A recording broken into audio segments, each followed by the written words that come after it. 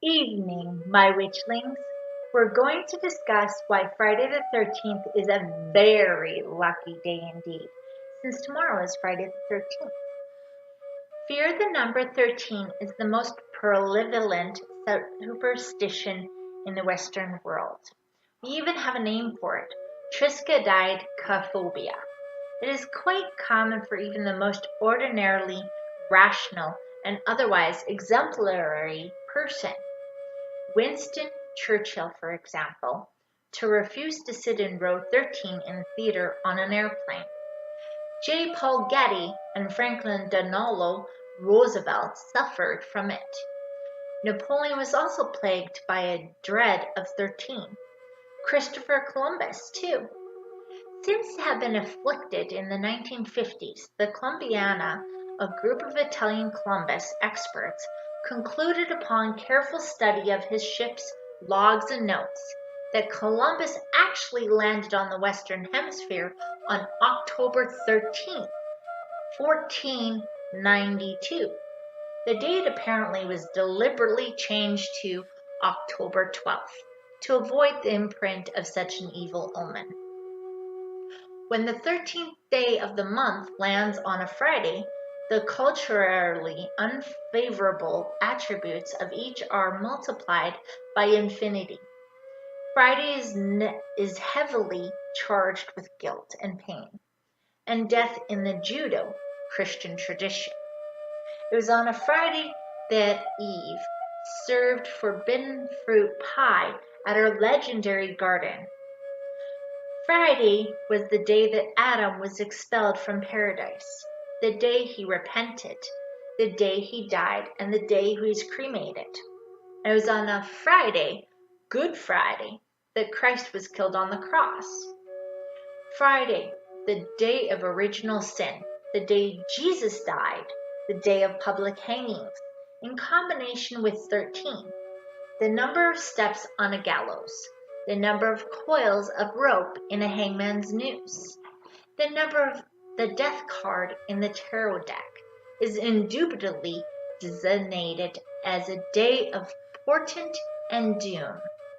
The pitiful suicide note of a window washer that was found with his body in a gas-filled room at his home and quoted in a 1960 issue of the Yorkshire Post underscores its powerful popular reputation. It just needed to rain today, Friday the 13th, for me to make up my mind, poor sod. Ironically, an indefinite defiance of the laws of probability. The 13th day of the month is more likely to fall on a Friday than on any other day of the week. The precisely aligned pattern of our calendar, days, weeks, and months, repeats itself exactly every 400 years. In that 400-year period, there are 688 Friday the 13th. 2012 has 3 Friday the 13th. Just our luck, some might say. And though they would mean it fictitiously, they would indeed be right, for up until the patricial revolution, both Fridays and 13s were held in the very highest esteem. Both the day and the number were associated with the great goddesses, and therefore regarded as the sacred essence of luck and good fortune. 13 is certainly the most essentially female number. The average number of menstrual cycles in a year, the approximate number 2 of annual cycles of the moon. When Chinese women make offerings of moon cakes, there is sure to be 13 on the platter. 13 is the number of blood, fertility, and lunar potency. 13 is the lucky number of the great goddess. Representing as it does the number of revolutions the moon makes around the earth in a year, 13 was the number of regeneration for pre-Columbian Mexicans. In ancient Israel, 13 was a sanctified number. 13 items were decreed necessary for the tabernacle. At 13 years of age, a boy was, and still is, initiated into the adult Jewish community in Wicca, the pagan goddess tradition of Old Europe. Communicants convene in covens of 13 participants. 13 was also a superstition for the Egyptians, who believed that life has 13 stages, the last of which is death, the transition to eternal life. Held wholly in honor of Shekinah, the female aspect of God. Friday was observed as the day of her special celebrations. Jews around the world still begin the observance of the Sabbath at sunset on Friday evenings, when they invite in the Sabbath bride. Friday is the Sabbath in the Islamic world.